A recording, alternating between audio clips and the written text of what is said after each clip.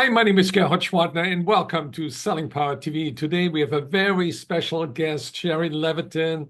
She is a keynote speaker, published author, and she has a big heart. Welcome, Sherry. Well, then let's just end right there. Okay, Gerhard, that was good enough for me. Tell me about your mother who is 92 and still speaking. My mother. My mother is my inspiration. She's actually 90. She'd get very upset if you said she was 92. But you and I talked a little bit yesterday, and my mother, when she was a young girl, she was born in Berlin. She and her two sisters, her mother and her father, escaped Nazi Germany. In fact, her very first memory was going to a parade, but it wasn't a happy parade. And on the top of the hill was a man named Adolf Hitler. And so my grandmother was very courageous, and they were able to get out of Germany. It was hard to get out at that time. She did what she had to do, and they emigrated, got on a ship back in those days, and went all the way to California. And when they got there, they were very poor. Of course, they had to. My grandfather was a salesman. He was a successful salesman. He was a furrier, but of course, when you were escaping the Holocaust, you had to leave everything. And so they didn't speak the language. They didn't have any money. They were in LA. My grandmother and grandfather worked three jobs, and my mother was left home alone at 6 years old. And she walked down the street and made a startling discovery. It was called the public library. And she realized she could choose 10 books every single week, take them back and get 10 more for free. She couldn't believe it. And she did that. And she not only taught herself English, she ended up getting into UC Berkeley, then became a writer, published 44 books, taught writing, and today she's 90 years old. She is a keynote speaker. She speaks on the Holocaust. And by the way, she just wrote her 10-year business plan. She has no idea how old she is. And she's just a force of nature, Gerhard, and she's my inspiration, my everything, and my best friend. So thank you for asking. I talk to her every day. Yeah, I was curious where your energy comes from, and the energy is something that a lot of people don't know how to develop and how to nurture and how to grow. And I think your seeds of energy comes from your grandmother that Mhm. was transformed by your mother and then again transformed by you. And you're a force of nature because I've seen you on stage. I've seen you get standing ovations, and your grandfather was a salesman.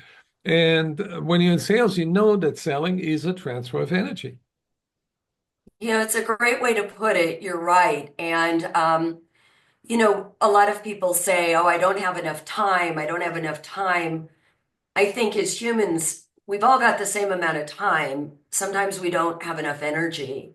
And I do work really hard at it. I'm just turned 63 years old. I just had my birthday. And um, I think maintaining our energy is one of the most important things we can do. What we eat, what we read, what we consume, what we don't consume. I exercise every day. And then I also know my algorithms. I'm on fire in the morning. I can get more done between 5 and 8 in the morning than anyone I know. But at this time, 3 o'clock in the afternoon, I feel like a spinning top and I lose my energy. And that's when we need to stop pushing ourselves and we need to restore and renew and do quieter activities. Right. But I'm still learning. It's a never ending. Yeah, I want to go back to the library experience of your grandmother, where she took out 10 books and absorbed the energy of 10 books, and then another 10 and another 10. And that is, to me, focused energy that gets stored, that lasts a lifetime. Whereas other people take that same energy and dissipate the energy by swipe, swipe, swipe, TikTok or Instagram and everything, where the energy erodes and doesn't accumulate and doesn't feed you more than in the present moment. Well, it's also shortened our attention spans, which is what I'm going to be talking about at the Selling Power event next week. I got a stat here. I have to read it because I just found it. There is so much information and stimulus coming at all of us. We're overloaded. It makes us anxious, constantly watching the news, staying, I call this an adult binky, right? Like we're attached to it. And I'm guilty of this too. From an information standpoint, I just got this stat, Gerhard. There are 376 billion emails sent a day. If you had a quarter for every email sent in a day, you would have $94 billion or 40% of Jeff Bezos' net worth. But the reason that this is relevant for sales leaders today is our sellers are overloaded with information and content. And so what happens is a lot of times as trainers and sales leaders, we end up giving our people more content. We say, watch this course, read this book, do this, and they don't know what to do with it. So our job as sales leaders isn't to just give more information. It's to help them filter, assimilate, and apply it to win more deals on a consistent basis. And that's what I'm going to be talking about.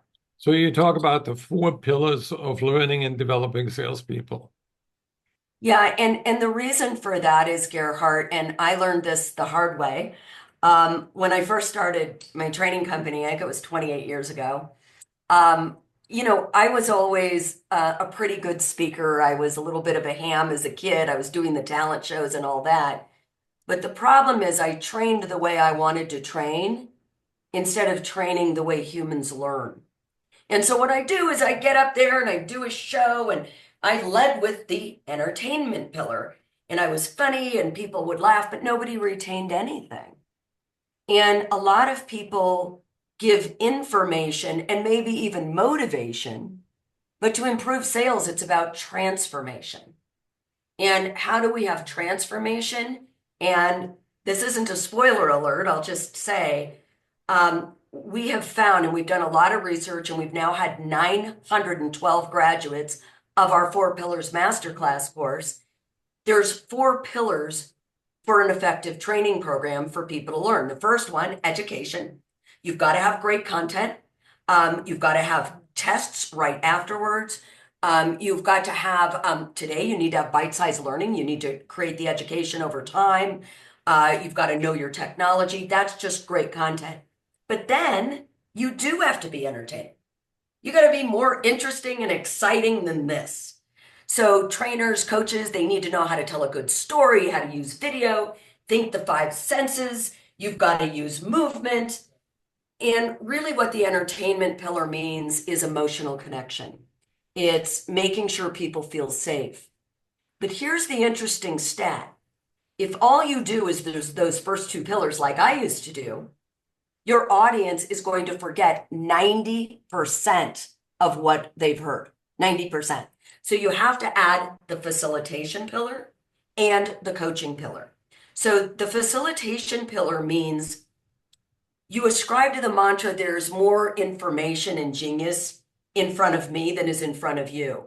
And it's building community and having case studies and, having people do, different projects together, whether you're live or virtual. And we're going to go over that. How do you do case studies and facilitation virtually? There's all kinds of technology that you can use today. We've got to make our Zoom trainings interactive and fun. And how do you do that? And how do you create community with facilitation? And then finally, where the rubber meets the road is that one-on-one coaching. So if facilitation is to a group and having breakout sessions and really good exercises and pictograms and all kinds of things, think of coaching as one-on-one, because too many people think that they're doing coaching and they're not. I call it a drive-by shitting, Gerhard. What they do, a lot of sales leaders, is they'll go, hey, to make your sales calls, how you doing on quota? Well, that doesn't help any. I need to have scheduled coaching calls. We need to know someone's inner world so we can affect their outer world. And so I'm going to reveal a structure for how to do a great coaching call and even some ways you can use ChatGPT and other AI tools in order to advance all four pillars. So that's what we're going to be talking about. Tell me about the AI tool, how it helps coaching. Oh my gosh. Well, I invested in a company called Grow AI. I don't know if you've heard of them. They're fantastic. And they created a bot called Sassy Sherry, SAASI. And the way Sassy works is, and it's actually very good for coaches, is a seller. It's not like, I mean, Gong's a great tool. There's a lot of great tools out there, but this is full cycle. So a lot of the tools that are out there now, it's like looking at a game tape after the game is over. What Grow AI helps you do is you'll say, hey, Sassy, I'm about to meet with XYZ company. I have a meeting with the CIO. How should I prepare? And it's all voice activated. And what she'll do is she'll tell you, well, if you look them up on LinkedIn, here's the 5 rules for looking up on LinkedIn. So you're having a conversation with a coach, but then your sales manager gets the information so that the sales manager can help fill in the blanks. I liken AI. Here's my analogy for AI tools, all of them. I love football. I love watching it with my 20-year-old son. That's why I love it. And I used to be a big Denver Broncos fan. I don't know if you ever followed John Elway back in the Oh, day, yeah. but Elway, right, had this amazing ability. There'd be 2 minutes left in the game, and then he'd throw like an 80-yard pass and win the game. But what's interesting about Elway is it wasn't until he had Terrell Davis, a great running back, that he actually won a Super Bowl. So I think of AI this way. AI will get us to the 80-yard line, but you better come in and be a Terrell Davis, because if you don't have the human bring it the last 20 yards, you're going to fail. People are going to ignore you. So whether it's Grow AI, whether it's ChatGPT, whether it's Claude, Perplexity, a million tools out there, you better insert the human. You better know where to insert the human, because nothing replaces human connection, and it never will. Yeah, and catching a pass is a split-second decision that requires a presence that is uncommon in a huge focus. So AI can deliver amazing passes, but a lot of people don't catch them. It's really good. I know. Thank you for that. Improving the analogy. I love that. Yeah, I always wondered, if we had not done a cover story with John Elway, but with Joe Montana, and he talks about and Terry Bradshaw, and they talk about the blind feel. Talk Terry about the blind fear. blind feel, and I said, what's blind feel? And he says, as a kid, I was throwing a football on the roof and turned around, and based on the sound it made, I tried to catch it, and I missed like hundreds of times until I got that blind feel where I could catch the ball because I was tuned into the movement. I love that. It's almost like what I think I hear you saying, Gerhard, is that when you've practiced something long enough and you've done it enough, that you start to get muscle memory, Yes. right? Is Yeah. that what I hear you saying? Uh, And we say it's gut instinct, but it's not just gut instinct. right. It's that we're so unconsciously competent at a certain point that you feel it. And you Right. feel it in your body too. Right. It's I think that what we are talking about is meta knowledge. The way we look at knowledge needs to change because we live in the information age, and information is like a wave. And if you are not prepared, you get crushed by the wave. If you follow a process, you can surf the wave.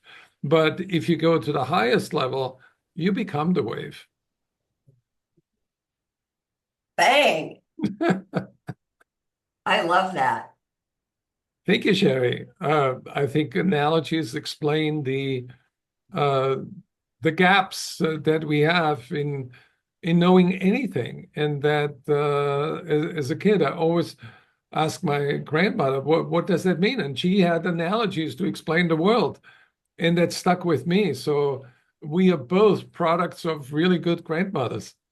Can you share an analogy that your grandmother gave with you? Um, well, I think one analogy was about giving.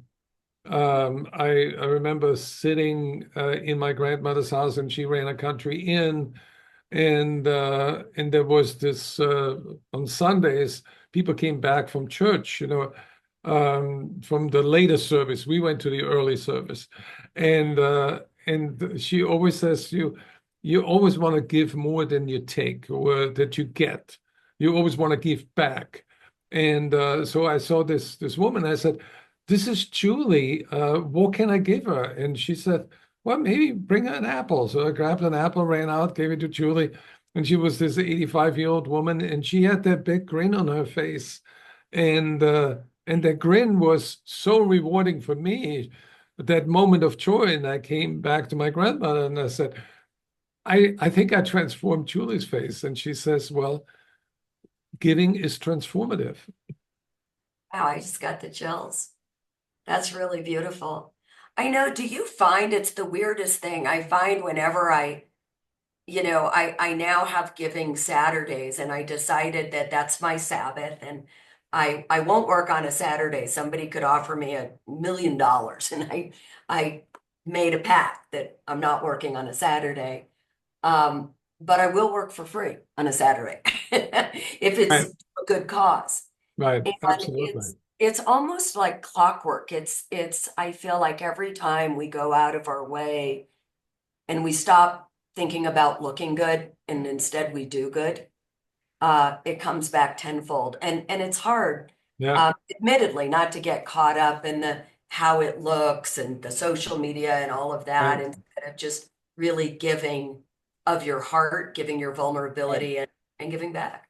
And there's even a study, Chinese scientists last month published a study where they um, analyzed micro giving. So when people, poor people actually give maybe a penny or 5 cents or 10 cents to a charitable cause through digitally, and they do it for every day, and recorded their moods, and they actually discovered it lifts depression, it brings joy to your life, and people feel better about themselves because they gave something that had a little impact on somebody else.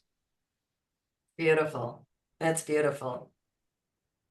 And if you're selling correctly, that's what you're doing, right? We're not thinking about the outcome. We're thinking about really helping Well, that customer and that client and or mentoring that person. but I think you also take something away. What you're taking away is the customer's problems. Hmm. That's right. That's the goal.